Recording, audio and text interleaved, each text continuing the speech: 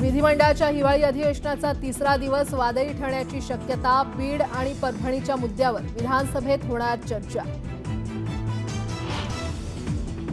येत्या 24 तासात खातेवाटपावर शिक्कामोर्तब होणार. गृह भाजपकडे, नगरविकास शिवसेनेकडे, तर राष्ट्रवादीला अर्थ खातं मिळणार असल्याची सूत्रांची माहिती.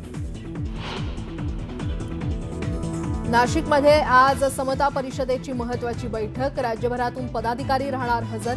बैठकीनंतर भुजबळ काय भूमिका घेणार याकडे लक्ष. विधान परिषदेच्या सभापतीपदासाठी भाजपकडून राम शिंदे भरणार अर्ज. स्वतः ट्विट करून माहिती देत मानले भाजप पक्षश्रेष्ठींचे आभार.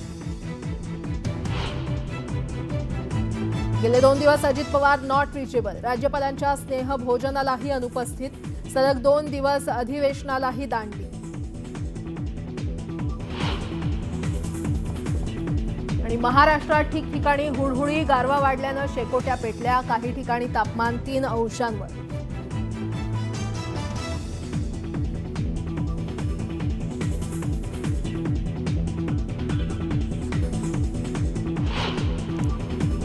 बातमीपत्राला सुरुवात करूयात. राष्ट्रवादीचे नेते छगन भुजबळ यांना मंत्रिमंडळातून डावलल्यानंतर त्यांच्या समर्थकांनी आक्रमक होत रस्त्यावर घोषणाबाजी केली. अजित पवारांविरोधात नाराजी व्यक्त करण्यात येत असून आज ते थेट बारामतीमध्ये त्यांच्या निवासस्थानाबाहेर आंदोलन करण्यात आले. छगन भुजबळ यांना मंत्रिमंडळात स्थान न दिल्यानं त्यांचे समर्थक राज्यभरात निदर्शनं करताना दिसत आहेत. बारामतीत उपमुख्यमंत्री अजित पवार यांच्या सहयोग सोसायटी निवासस्थानाच्या बाहेर भुजबळ यांच्या समर्थकांनी काळ्या फिती लावून निदर्शनं केली. येवल्यात भुजबळ समर्थकांनी ठिकठिकाणी बॅनर लावून भुजबळ यांना मंत्रिपदापासून दूर का ठेवलं, दादा उत्तर द्या असे बॅनर लावलेत.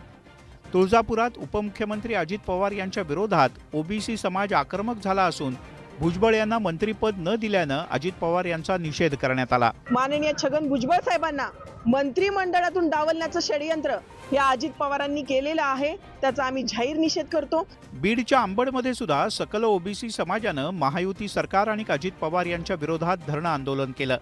भुजबळ यांना मंत्रिपद न मिळणं हा ओबीसी समाजाचाच अपमान असल्याची भावना यावेळी आंदोलकांनी व्यक्त केली. अधिवेशन सुरू झाल्यानंतर सर्वाधिक चर्चा आहे ती अजित पवारांच्या राष्ट्रवादी काँग्रेसची. कारण मंत्रिमंडळात समावेश न केल्यानं छगन भुजबळ नाराज आहे. तर याचवेळी पक्षाचे प्रमुख अजित पवार मात्र नागपुरातील अधिवेशनाला अनुपस्थित आहेत आणि यावरून विरोधकांनी जोरदार टोलेबाजी केली. छगन भुजबळ यांनी जाहीर नाराजी व्यक्त केली असताना उपमुख्यमंत्री अजित पवार मात्र कुठेच दिसले नाहीत. त्यामुळे अजितदादा गेले कुठे असा प्रश्न राष्ट्रवादीच्या कार्यकर्त्यांना पडला नसता तरच नवल. भुजबळ यांच्या बंडाच्या पवित्र्यामुळे अजितदादांनी अधिवेशनात दांडी मारली का, की मंत्र्यांचं खाते वाटप दादांसाठी डोकेदुखी ठरतंय? अर्थ खात्यासाठी अजित पवार यांचं दबाव तंत्र तर नाही ना? का वजनदार खाती राष्ट्रवादीच्या पदरात पाडून घेण्यासाठी दादांची ही नवी खेळी आहे याची चर्चा सुरू आहे. दादांच्या गैरहजेरीवरून विरोधकांनी सुद्धा टोले हाणलेत. त्यांची सवय जुनी पुन्हा आता जर पहाटे बघा कुठे आहेत ते पवारांना सांभाळा. अजित पवार नाराज असले की नॉट रिचेबल होतात हा आतापर्यंतचा इतिहास आहे. आता अजित पवार यांच्या नागपूर अधिवेशनातल्या गैरहजेरीवर राजकीय वर्तुळात पुन्हा चर्चा सुरू झाली आहे एवढं मात्र नक्की. आता पाहणार आहोत गावाकडच्या महत्त्वाच्या 50 बातम्या. सुरुवात करूयात. महाराष्ट्रात थंडीची लाट कायम आहे. पहाटेच्या सुमारास वातावरणात गारवा वाढल्यानं नागरिकांना चांगलीच हुडहुडी भरते. तर रात्रीच्या सुमारास जागोजागी नागरिकांनी शेकोट्या लावल्याचं पाहायला मिळतंय. नगर जिल्ह्यात देखील थंडीचा चांगलाच कडाका वाढू लागलाय. जिल्ह्यातल्या अनेक भागातलं तापमान 10 डिग्रीच्या खाली गेलंय. त्यामुळे जनजीवन विस्कळीत झाल्याचं चित्र आहे. उत्तरेकडील येणाऱ्या थंड वाऱ्यांमुळे महाराष्ट्र गारठलाय. धुळ्यामध्ये तापमानाचा पारा सलग दुसऱ्या दिवशी देखील 4 अंशांवर स्थिरावलाय. जळगावमध्ये देखील सलग दुसऱ्या दिवशी निच्चांकी तापमानाची नोंद झाली आहे. विधानसभा निवडणुकीमध्ये सोयाबीन दराचा मुद्दा गाजत असतानाच राज्यात 15% आर्द्रता दर देण्याचं आश्वासन देण्यात आलं होतं. मात्र खरेदी केंद्रांवर अद्यापही 12%नीच खरेदी होत असल्यानं 15% आर्द्रतेचा निकष हा निवडणुकीतील जुमला असल्याचं शेतकऱ्यांकडून म्हटलं जातं. हायब्रिड वाणाच्या सोयाबीनला धुळे इथे कमीत कमी 3,899 तर सरासरी 3,950 असा दर मिळाला. तसंच लोकल सोयाबीनला अमरावतीमध्ये 4,100 रुपये तर सोलापूर इथे 4,030 रुपये दर मिळाला. वाशिम जिल्ह्यामध्ये सोयाबीन आणि कपाशीची कवडी मोल दरात खरेदी होत असल्यानं शेतकरी नाराज झाले आहेत. त्यात तुरीच्या दरातही घसरण झाल्यानं तुरीचा दर 9,000 आलाय. मक्याला कमीत कमी 1,851 तर सरासरी 2,250 रुपयांचा दर मिळाला. चाळीसगाव इथे सर्वाधिक आवक झालेल्या पिवळ्या मक्याला कमीत कमी 1,950 रुपये दर मिळाला. छत्रपती संभाजीनगरच्या घाटी रुग्णालयामध्ये परिचारिकांनी कामबंद आंदोलन सुरू केलंय. गेल्या 3 महिन्यांपासून पगार न झाल्यानं परिचारिकांनी कामबंद आंदोलनाचा पवित्रा उचललाय. या आंदोलनामुळे रुग्णसेवेवर परिणाम होण्याची शक्यता आहे. रत्नागिरी जिल्ह्यातल्या दापोलीमधील लाडघर समुद्रकिनारी बैलगाडी शर्यतीचा थरार रंगला. बैलगाडा शर्यतीचा थरार पाहण्यासाठी नागरिकांनी मोठी गर्दी केली होती. कोकणातील समुद्र किनारपट्टीवरील गावात बैलगाडा शर्यतीची ही परंपरा गेल्या अनेक वर्षांपासून सुरू आहे. सीसीआय 12% जास्त ओलावा असलेला कापूस खरेदी करत नाही आणि त्यामुळे ही अट शिथिल करून 18% करण्यात यावी अशी मागणी सत्यजित तांबे यांनी केली आहे. अटी जाचक असल्यामुळे शेतकऱ्यांना खासगी बाजारपेठांमध्ये नाईलाजानं जावं लागतंय आणि याकडे त्यांनी विशेष उल्लेखाच्या माध्यमातून लक्ष वेधलं.